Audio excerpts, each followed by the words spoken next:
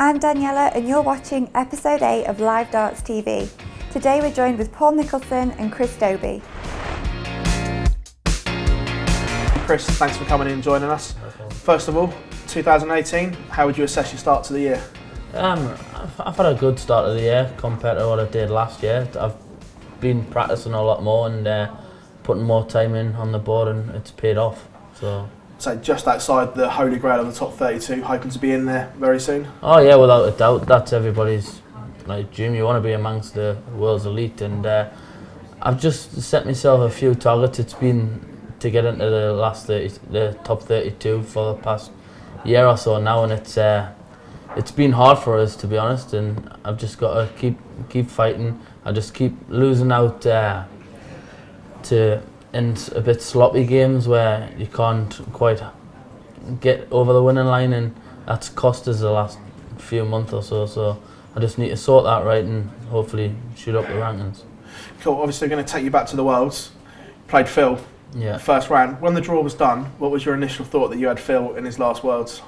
It was the draw I wanted, to be honest, because it's his last World Championships. I wasn't gonna ever get the chance to play him again, so I wanted to go out there and prove to everybody what I can do and what I'm capable of. And it would have been nice to get the win, but unfortunately, a couple of missed darts to peg it back at 2-all, and that was it. It was game over from there. What was it like standing on the stage after your walk-on? Because that walk-on seemed to take forever. What was it like standing there, watching it and being involved in it? Oh, they bigged it up. It was brilliant. It was probably the best experience I've had on a PDC stage, and it was a moment to just it'll live in the memories for the rest of my life, to be honest. A great experience to play Phill, but like I say, I was still gutted from the result of the game. So obviously you started a little bit slower in the game as well. Yeah. Did the whole atmosphere and that take your focus away a little bit? Did you get lost in the moment a little bit? No, I can't remember getting a practice on the stage, and I normally like to practice on the stage beforehand, and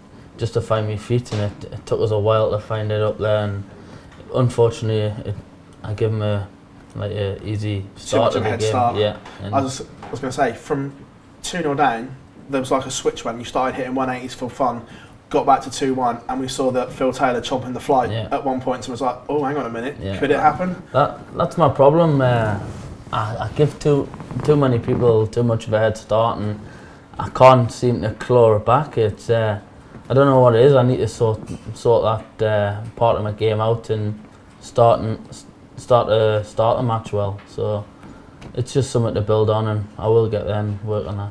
Now, obviously 2016 as well was probably your breakthrough year in regards to TV events. We saw you at the Slam. Yeah. Played amazingly well. Was that been your ultimate experience so far? Yeah, it's one of them. It's like I say, it was a full week. I was away, rooming with Gary.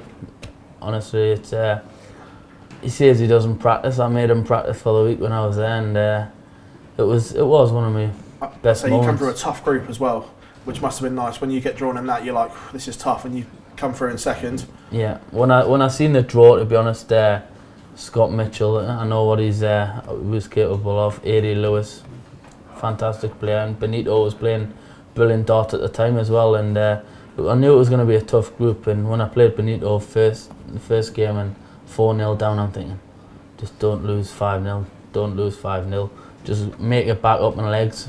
Lose 5-4, then you've still got every chance. And then I finally got it back to 4-all, and I think I missed a big 19 full of shot at the ball and blew my chances and lost the game 5-4.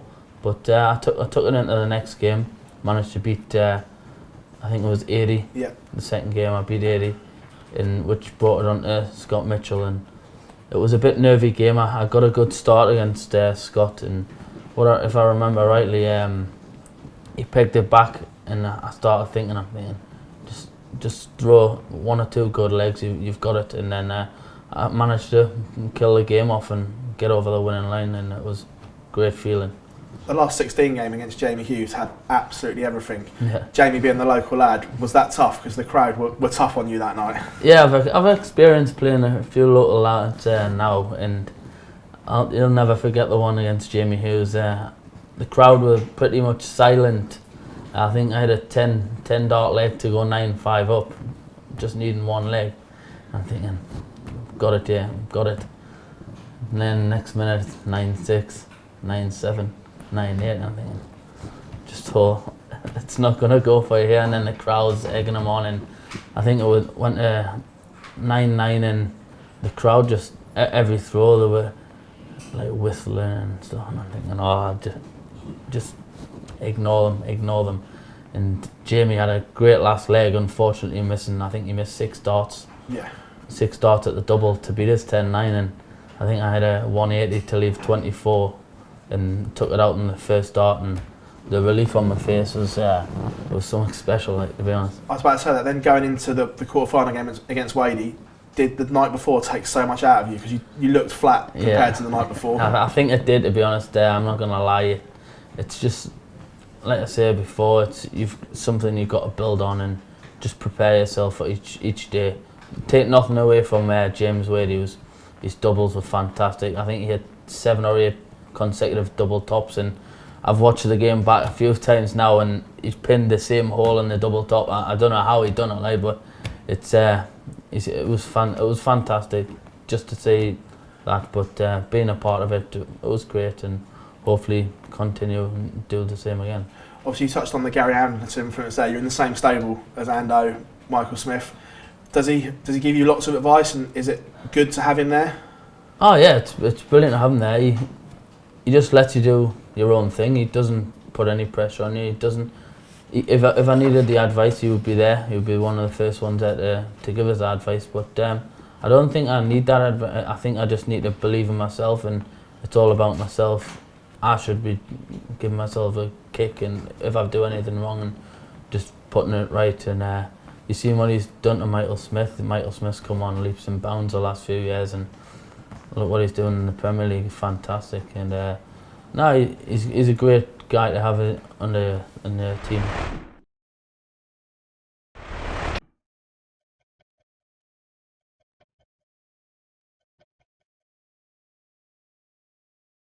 Right, Chris, your 60-second challenge. How many points you get in a minute? Good luck, mate. Cheers.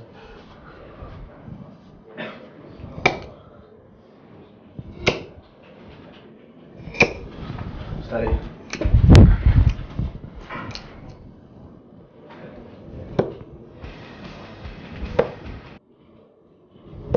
Come shoot.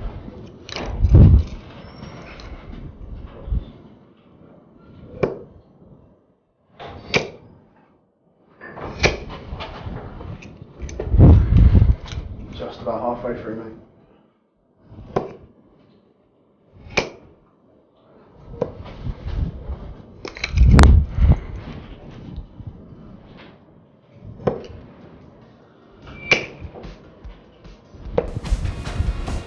Seconds.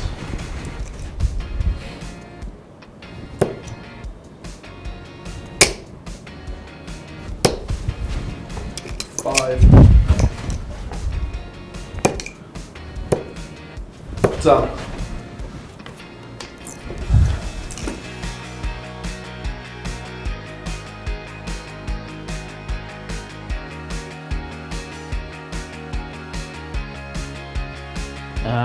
I'd have to say America, Vegas, fantastic. Just something everybody should see. Just a nice chill day with the family, spending time with the little one. It's always nice to come back and spend a bit of family time. So just anything with the family. It's hard to pick a best friend. I've got the table of it like Chizzy, Smithy, Webby, Paul, the lot. But Adam Hunt's the lad from up north. I'm always with him up north, so I would have to say Adam's probably the best friend. TV series. Shameless. I liked Shameless when that was about, so I would say Shameless. Step Brothers. Will Ferrell. You can't beat Will Ferrell. Jamie Hughes, the Grand Slam. It was a bit nervy, but exciting match. It's a strange one. It would be Dimitri Van den Berg against Cristo Reyes. I was there to witness it with my own eyes, and I thought it was a fantastic game between those two, so I would have to say that one. Ali Pali. Football still. I need to lose this. Like what? Oh, football. Newcastle United. Alan Shearer's up there, but Mo Farah. I like Mo Farah, what he's done for the sport. Brilliant. Without a doubt, chicken madras. Lovely Indian meal. So we're going to take you home now as well. Darts in the northeast. Obviously, you still play local darts, which we see on Twitter. Yeah. It's booming up there at the moment. Oh, the standard's fantastic in the northeast. Some of the players you've seen there, what they're doing, and if I get home, do a local competition, I'm going in, everyone's thinking, oh, he's going to win it easy. He's going to win easy. I played one in a local place called Blythe, up where it is. Played a lad, nobody heard him. I went out 3-2 and I'm thinking, and I've never ever heard anybody cheer as much as me getting beat first round. The whole pub went up, the whole club. Way. It's something special because they're beating the likes of myself, who's a name in the darts now. It's standard. Anybody can win in the northeast. There's that much talent up in the northeast. It's fantastic. Obviously, as well, when you go back through, your dad was a very good player as well. Did you play a lot as a kid with your dad?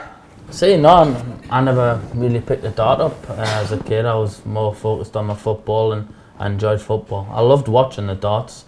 It was just, I never ever threw the darts.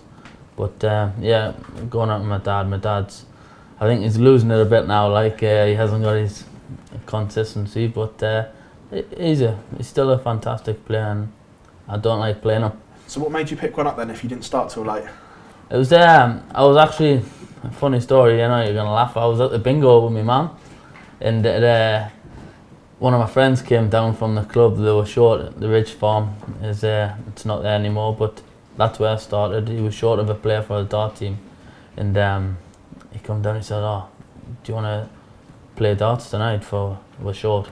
I said, Mum, you're going to have to play my bingo here, because I'm going to have to stand in for these. I don't want to let them down. So anyway, I went up, played the game. I played, I think, a lad called Chris Buick, Northumberland darts county player, and played him the very first night. And I think, I've got the hardest player. I've never played a game of darts in my life, and the lad kept on saying, just big 20s, just try big 20s, and it worked. I was just aiming for big 20s, and actually beat the lad, and I thought I could be quite good at this if I just stick at it. And I stuck at it for, I think there was 4 or 5 games left. I went to all of them. I think I lost one. Followed on the next season with the lads, great bunch of lads, and they helped us so much, even to progress in my career. They've helped us so much. You need to better yourself. You need to go and do this, do what's right for yourself. And I've got a lot of respect and time for the lads who's pushed us on from there.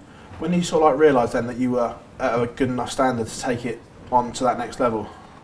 It was Northumberland. I was playing the qualifiers in Northumberland area, and I think 1 or 2 years I won absolutely everything, every competition, and I won the World Masters qualifier, the Lakeside World qualifier. There was a couple other ones I can't remember, but it made us go down and qualify to play in the qualifier, the like World Masters and stuff, and I lost out final game to get in the Lakeside. I think Martin Atkins, I think he beat us 3-2 in the sets. He qualified, and then I played in the World Masters, beat the likes of Jim Williams, which was a big scalp for me, and because he was a well-known lad in the BDO, and it just gave us that confidence. I played in the TV stages. I think it was last 16, Alan Norris. If I played anybody else, I probably had my chance to beat them, because I didn't do too bad, and Alan Norris just obliterated as well.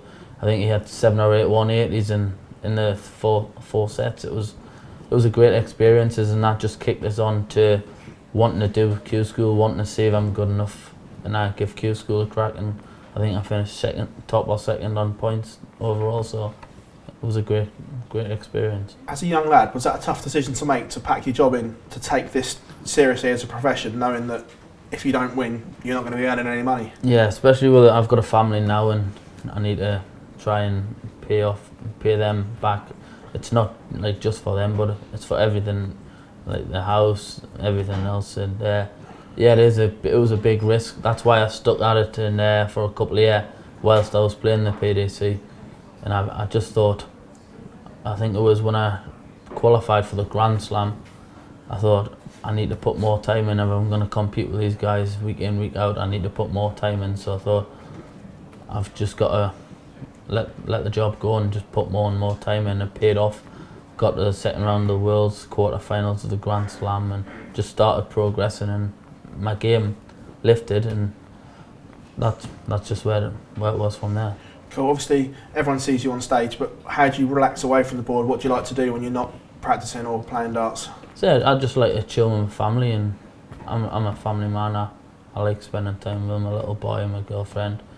I see my mum, dad every day, so it's nice to be with my family. Do you follow the circuit when you're not playing it, like the Premier League? Do you still watch the darts on a Thursday night?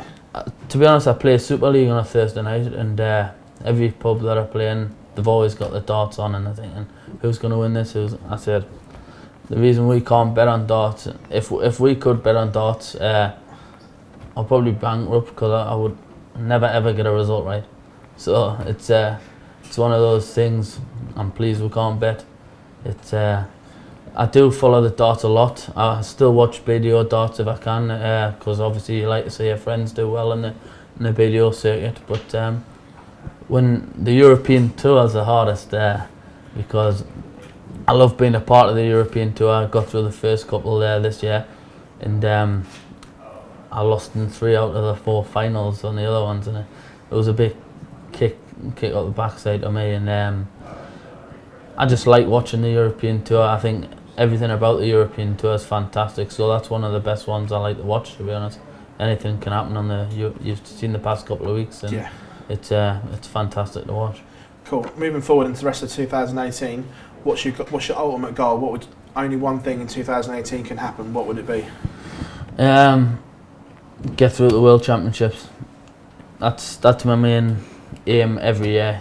Got to make the World Championships. It's fantastic. It is great, but like I say, you've got to be part of the European tour to get up there. They're the money makers. You just got to keep progressing into the European. Cool. Well, Chris, we wish you all the best for the rest of the season. Pleasure coming in. Thank you very much. Thank you.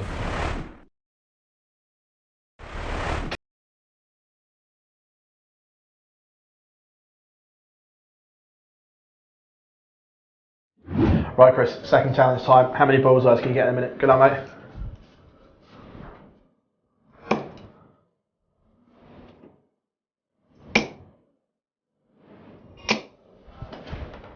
One. 2. 3. Joint top of the leaderboard already.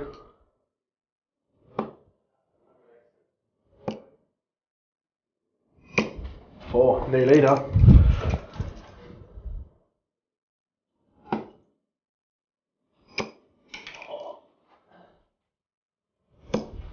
5.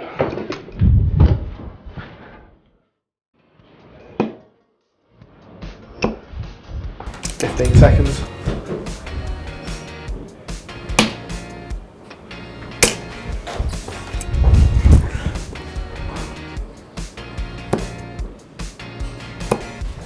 3, 2, done.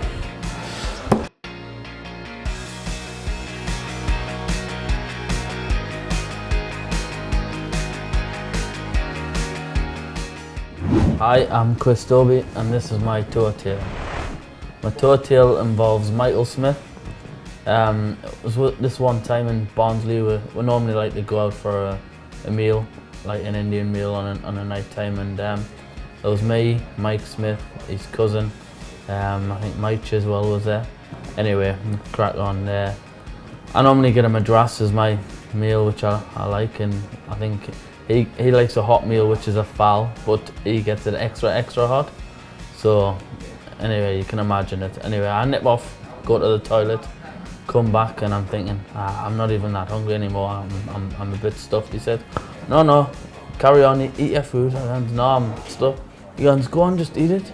I said, all right then. So I eat it, and it turns out he swapped his foul for my Madras anyway, and I hadn't been doing too well on the tour coming up to that night, and ever since he'd done that, the following day I was a bit, my stomach was a bit iffy, and I just kept on running back and forward, and I just wasn't right. And anyway, the following day I made the final of the Pro Tour, and Mike Smith says, I see, that foul done you the world of good, and ever since then it's just picked off, so that was my tour tale. Thank you for watching another episode of Live Darts TV. Don't forget to like this video and subscribe to Live Darts TV on YouTube.